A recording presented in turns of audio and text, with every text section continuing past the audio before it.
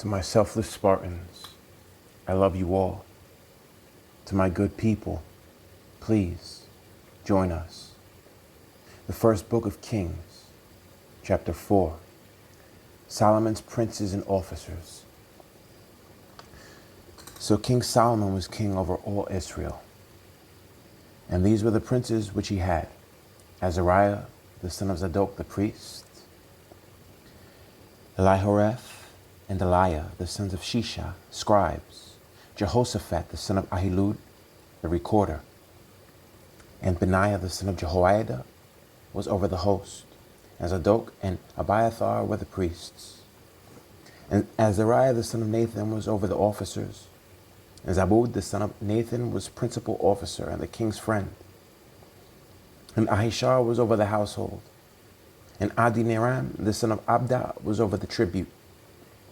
And Solomon had 12 officers over all Israel, which provided victuals for the king and his household. Each man his month and a year made provision. And these are their names: the son of Hur in Mount Ephraim, the son of Dekar in Makaz, and in Shalbim, and Beth Shemesh, and Elon Bethhanan, the son of Hesed, and Aruboth. To him pertained Sokok, and all the land of Hepher, the son of Abinadab, and all the region of Dor, which had Tephath, the daughter of Solomon, to wife. Bana, the son of Ahilud, to him pertained Tanakh and Megiddo, and all Beth Shean, which is by Zartana beneath Jezreel, from Beth Shean to Abel Meholah, even unto the place that is beyond Jokneam, the son of Geber, and Ramoth Gilead.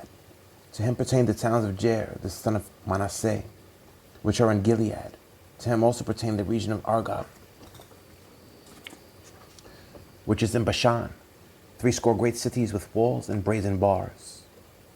Ahinadab, the son of Edo, had Mahanaim. Ahimaaz was in Naphtali. He also took Basmath, the daughter of Solomon, to wife. Bana, the son of Hushai, was in Asher and in Aloth. Jehoshaphat, the son of Paruah, in Issachar. Shemai, the son of Elah, in Benjamin.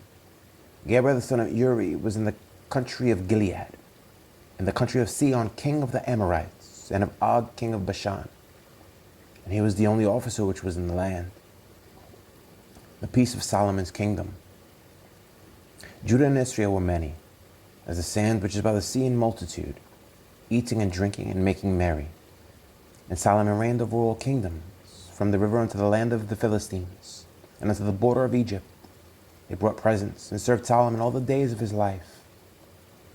And Solomon's provision for one day was 30 measures of fine flour, and 80 measures of meal, 10 fat oxen, and 20 oxen out of the pastures, and 100 sheep, beside harts and roebucks, and fallow deer and fatted fowl. For he had dominion over all the region on the side of the river, from Tiphash even to Azah, over all the kings on this side the river, and he had peace on all sides round about him. And Judah and Israel dwelt safely, every man under his vine and under his fig tree, from Dan even to Beersheba, all the days of Solomon. And Solomon had 40,000 stalls of horses for his chariots, and 12,000 horsemen. And those officers provided victual for King Solomon, and for all that came unto King Solomon's table, every man in his month. They lacked nothing. Barley also and straw for the horses, and dromedaries brought they unto the place where the officers were, every man according to his charge. Solomon's wisdom. And God gave Solomon wisdom and understanding exceeding much, and largeness of heart, even as the sand that is on the seashore. And Solomon's wisdom excelled the wisdom of all the children of the east country, and all the wisdom of Egypt. For he was wiser than all men, than Ethan, the Ezrahite, and Heman, and Chalcol, and Darda, the sons of Mahol. And his fame was in all nations round about. And he spake 3,000 proverbs, and his songs were 1,005. And he spake of trees, from the cedar tree that is in Lebanon, even unto the hyssop that springeth out of the wall. He spake also of beasts, and of fowl, and of creeping things, and of fishes. And they came of all people to hear the wisdom of Solomon. from all kings of the earth, which had heard of his wisdom. King Hiram of Tyre supplies timber for the temple. And Hiram, king of Tyre, sent his servants unto Solomon, for he had heard that they had anointed him king in the room of his father. For Hiram was ever a lover of David. And Solomon sent to Hiram, saying, Thou knowest how that David my father could not build an house unto the name of the Lord his God for the wars which were about him on every side, until the Lord put them under the sole of his feet. But now the Lord my God hath given me rest on every side, so that there is neither adversary nor evil occurrent. And behold, I purpose to build an house unto the name of the Lord my God, as the Lord spake unto David my father, saying, Thy son, whom I will set upon thy throne in thy room, he shall build an house unto my name. Now therefore command thou that they hew me cedar trees out of Lebanon, and my servants shall be with thy servants, and unto thee will I give hire for thy servants according to all that thou shalt appoint. For thou knowest that there is not among us any that can skill to hew timber like unto the Sidonians. And it came to pass, when Hiram heard the words of Solomon, that he rejoiced greatly, and said, Blessed be the Lord this day, which hath given unto David a wise son over this great people. And Hiram sent to Solomon, saying, I have considered the things which thou sentest to me for, and I will do all they desire concerning timber of cedar, and concerning timber of fir. My servants shall bring them down from Lebanon unto the sea, and I will convey them by sea in floats unto this place that thou shalt appoint me, and will cause them to discharge there. And thou shalt receive them, and thou shalt accomplish my desire in giving food for my household. So Hiram gave Solomon cedar trees and fir trees according to all his desire. And Solomon gave Hiram 20,000 measures of wheat for food to his household, and 20 measures of pure oil.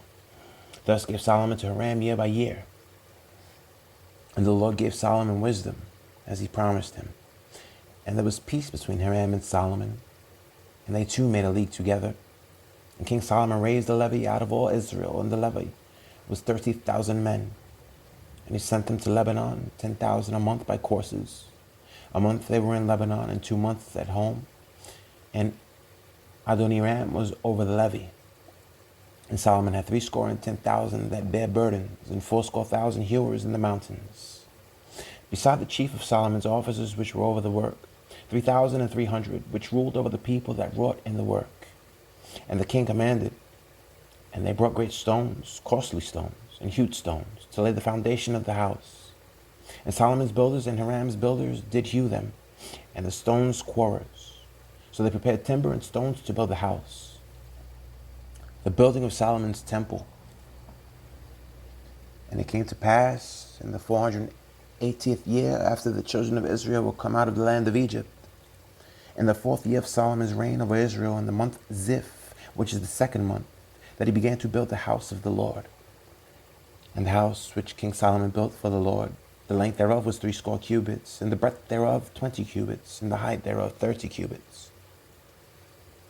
And the porch before the temple of the house, 20 cubits was the length thereof, according to the breadth of the house, and 10 cubits was the breadth thereof before the house.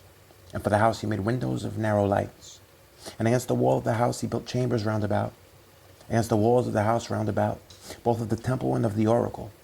And he made chambers round about.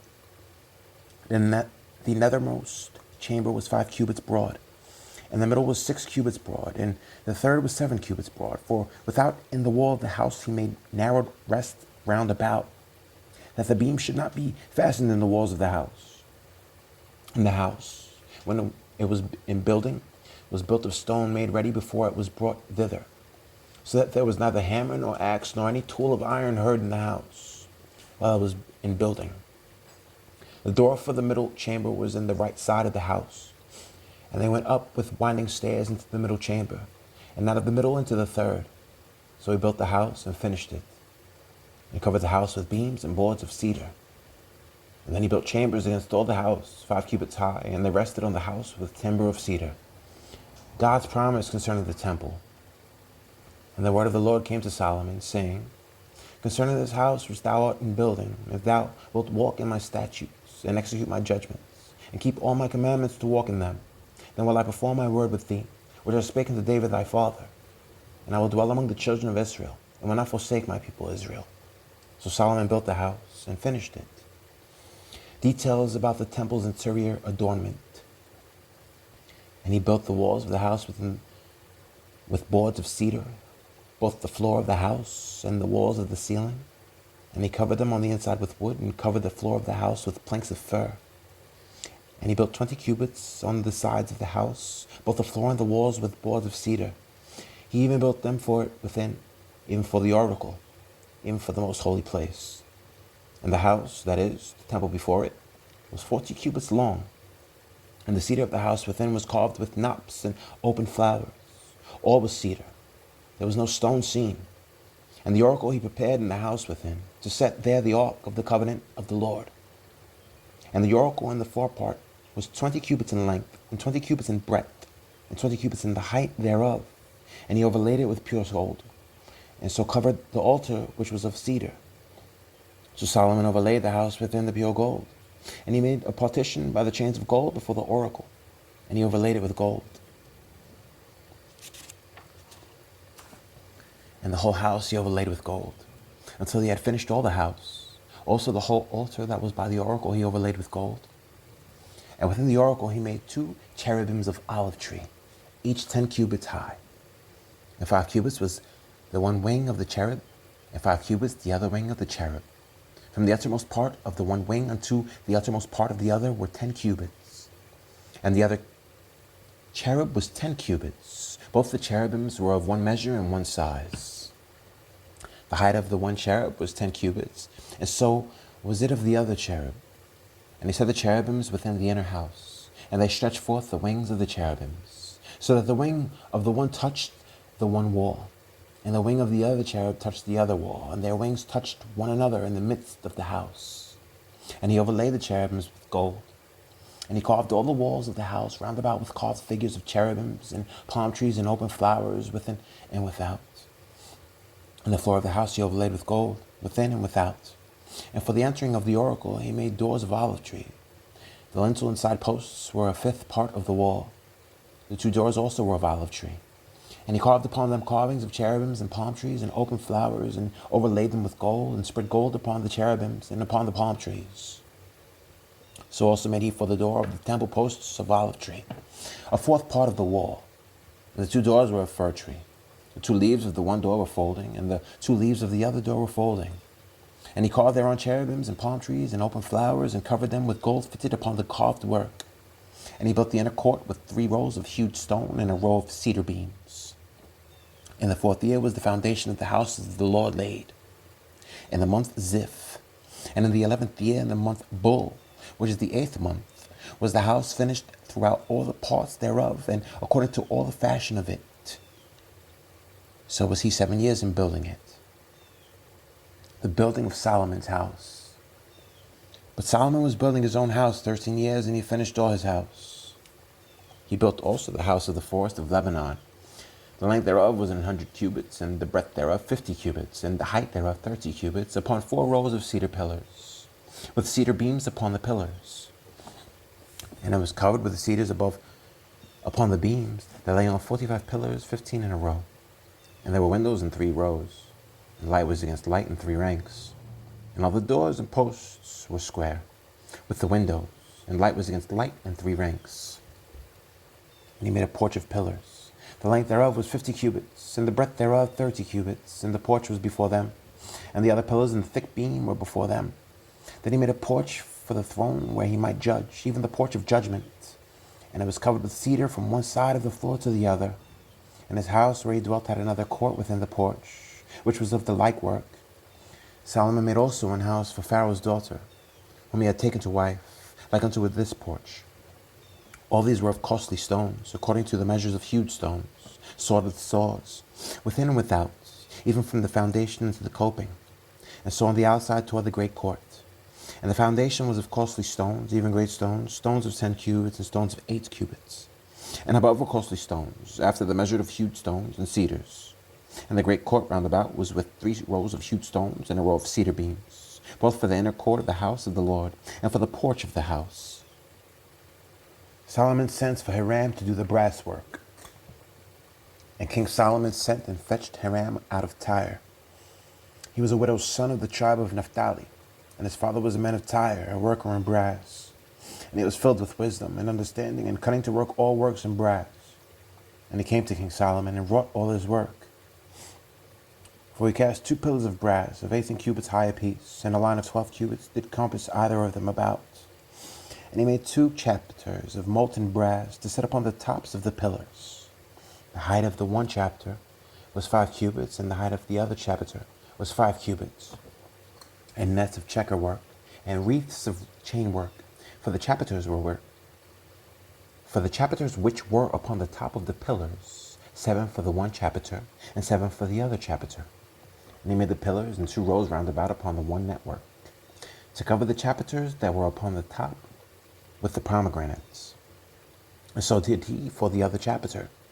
And the chapters that were upon the top of the pillars were of lily work in the porch, 4 cubits. And the chapters upon the 2 pillars had pomegranates also above, over against the belly which was by the network, and the pomegranates were 200 in rows round about upon the other chapter. And he set up the pillars in the porch of the temple, and he set up the right pillar, and called the name thereof Jachin. And he set up the left pillar, and called the name thereof Boaz. And upon the top of the pillars was lily work. So was the work of the pillars finished. And he made a molten sea, 10 cubits from the one brim to the other. It was round all about, and his height was 5 cubits. And a line of 30 cubits did compass it round about. And under the brim of it round about there were knops compassing it, 10 in a cubit, compassing the sea round about.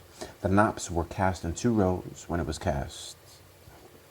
It stood upon 12 oxen, 3 looking toward the north, and 3 looking toward the west, and 3 looking toward the south, and 3 looking toward the east. And the sea was set above upon them, and all their hinder parts were inward. And it was an hand breadth thick, and the brim thereof was wrought like the brim of a cup, with flowers of lilies. It contained 2,000 baths. And he made 10 bases of brass, 4 cubits was the length of one base, and 4 cubits the breadth thereof, and 3 cubits the height of it. And the work of the bases was on this manner. They had borders, and the borders were between the ledges. And on the borders that were between the ledges were lions, oxen, and cherubims. And upon the ledges there was a base above, and beneath the lions and oxen were certain additions made of thin work. And every base had 4 brazen wheels and plates of brass, and the 4 corners thereof had undersetters. Under the laver were undersetters molten at the side of every addition. And the mouth of it within the chapter and above was a cubit, but the mouth thereof was round after the work of the base, a cubit and a half. And also upon the mouth of it were gravings with their borders, 4 square, not round. And under the borders were 4 wheels, and the axle trees of the wheels were joined to the base. And the height of a wheel was a cubit and a half a cubit. And the work of the wheels was like the work of a chariot wheel. Their axle trees and their naves and their felloes and their spokes were all molten. And there were 4 undersetters to the 4 corners of one base, and the undersetters were of the very base itself. And in the top of the base was there a round compass of half a cubit high. And on the top of the base the ledges thereof and the borders thereof were of the same. For on the place of the ledges thereof and on the borders thereof he graved cherubims, lions, and palm trees, according to the proportion of every one, and additions round about. After this manner he made the 10 bases. All of them had 1 casting, 1 measure, and 1 size. Then made he 10 lavers of brass, and laver contained 40 baths. And every laver was 4 cubits. And upon every one of the 10 bases and and upon every one of the 10 bases 1 laver. And he put 5 bases on the right side of the house, and 5 on the left side of the house. And he set the sea on the right side of the house eastward over against the south.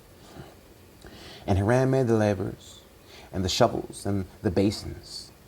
So Hiram made an end of doing all the work that he made King Solomon for the house of the Lord, the 2 pillars, and the 2 bowls of the chapters that were on top of the 2 pillars, and the 2 networks to cover the 2 bowls of the chapters which were upon the top of the pillars, and 400 pomegranates for the 2 networks, even 2 rows of pomegranates for 1 network, to cover the 2 bowls of the chapters that were upon the pillars, and the 10 bases and 10 lavers on the bases, and the 1 sea, and 12 oxen under the sea, and the pots and the shovels and the basins and all these vessels which Hiram made of King Solomon for the house of the Lord were of bright brass.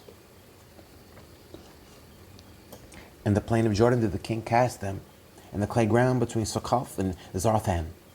And Solomon left all the vessels unweighed, because they were exceeding many. Now there was the weight of the brass found out.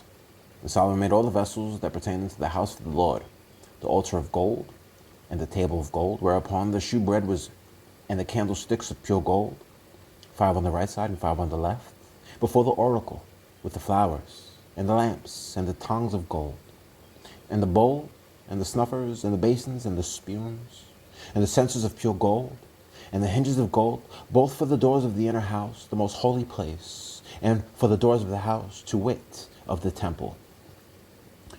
So was ended all the work that King Solomon made for the house of the Lord. And Solomon brought in the things which David his father had dedicated, even the silver, and the gold, and the vessels, that he put among the treasures of the house of the Lord.